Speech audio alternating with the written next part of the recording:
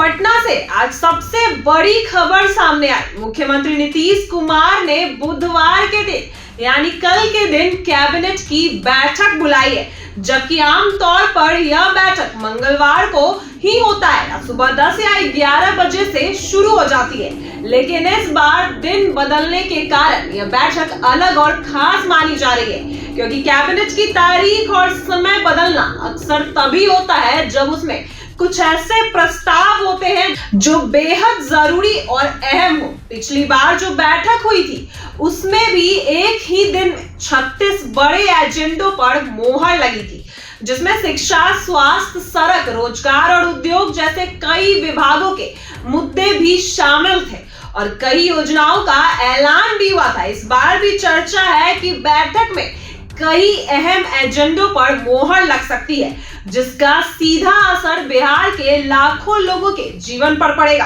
खासकर युवाओं, महिलाओं और किसान, गरीब और वंचित तबकों के लिए भी कई नई योजनाएं ला सकते हैं मुख्यमंत्री नीतीश कुमार। बेरोजगारी युवाओं के लिए सरकार युवाओं के लिए नई योजनाएं घोषणाएं कर सकते हैं नीतीश कुमार। कुछ विभाग में सीधा भर्ती के आदेश दिए जा सकते हैं। वहीं महिलाओं के लिए स्कॉलरशिप या आरक्षण दे सकते हैं। कुछ नई योजनाएं ला सकते हैं। महिलाओं की सुरक्षा से जुड़ी तकनीक आधारित व्यवस्था पर भी चर्चा हो सकती है।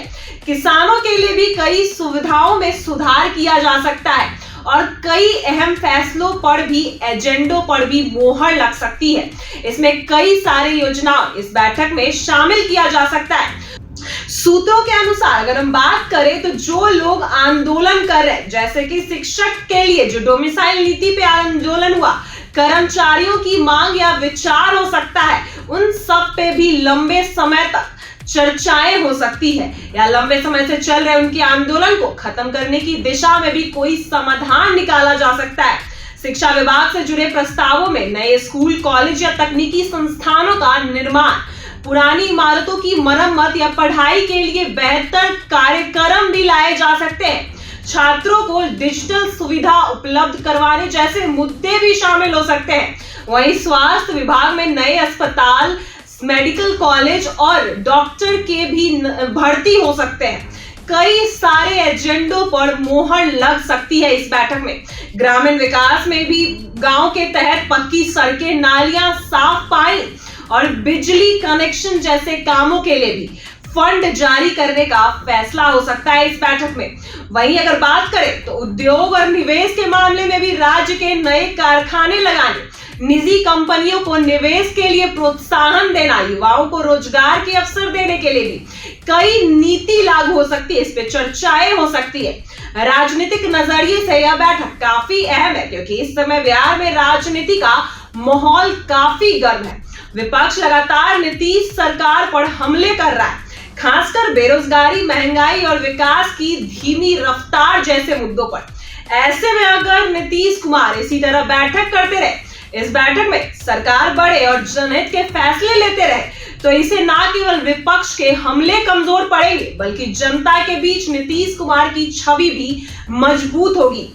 वहीं अगर फैसला अपेक्षा के मुताबिक बड़े और असरदार नहीं हुए तो विपक्ष को सरकार पर हमला करने का एक और मौका मिल जाएगा। इस बैठक में कुछ पुराने प्रस्ताव जो पिछली बार अधूरे रह गए, उन पर भी चर्चाएं हो सकती हैं और मोहर लगने की संभावना भी है। जैसे पंचायत स्तर पर सरकारी योजनाओं की निगरानी के लिए नई व्यवस्था, किसानों को सीधे खाते में सहायता राशि भेजने का प्रावधान, युवाओं के लिए प्रतियोगी परीक्षाओं की मुफ्त कोचिंग योजना, ऐसे ही और कई योजनाएं, घोषणाएं की बात हो सकती है। खिलाड़ियों को पुरस्कार व सरकारी नौकरी देने का प्रस्ताव जो पहले छूट गया था। महिलाओं के लिए भी कुछ खास योजनाओं की चर्चा है, जिसमें उनकी आर्थिक स्थिति मजबूत करने के लिए उनको पैसे दिए जाएंगे, उनको राशि दी जाएगी, छोटे व्यवस्था शुरू करने के लिए मदद की जाएगी। सुरक्षा के लिए भी सीसीटीवी या हेल्पलाइन जैसे तकनीकी सुविधाएं शामिल हो सकती हैं इन सारे एजेंडों में। इसके अलावा भी शहरी क्षेत्रों में ट्रैफिक सुधार, पार्क निर्माण और साफ सफाई जैसे प्रस्ताव भी एजेंडे में आ सकते हैं।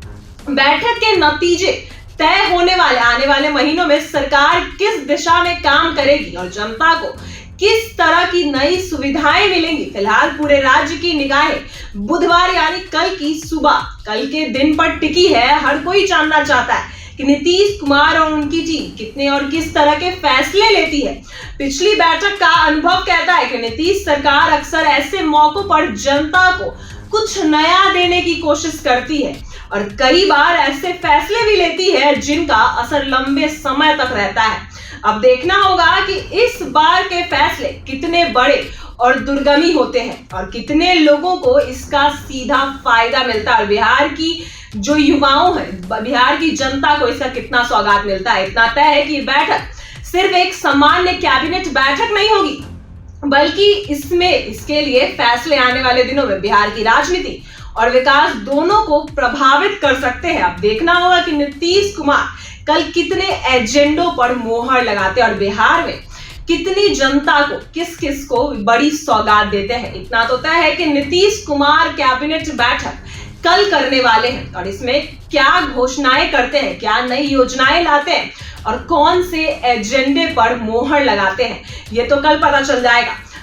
लेकिन फिलहाल इतना तय है कि नीतीश कुमार इन दिनों में चुनावी मौसम में एकदम एक्टिव नजर आ रहे हैं। बैठक पे बैठक किए जा रहे हैं और नई नई घोषणाएं कर रहे हैं, जनता को घोषणाओं की सौगात दे रहे हैं। फिलहाल नीतीश कुमार की बैठक कल होने वाली है, सारे मंत्री भी पहुंचेंगे। अब देखते हैं कल कितने एजेंडों पर मोहर लगती है।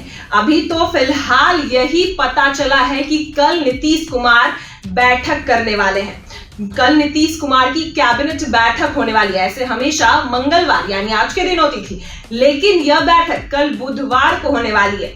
देखते हैं नीतीश कुमार ने इस बैठक में क्या क्या एजेंडों का मोहर लगेगा, क्या क्या एजेंडे आएंगे, कितने लोगों को सुविधाएं मिलेंगी और बिहार को कितनी सौगात मिलेगी। फिलहाल ऐसी ही वीडियो के लिए बने रहे हमारे साथ। आप देख रहे हैं इनसाइडर लाइव।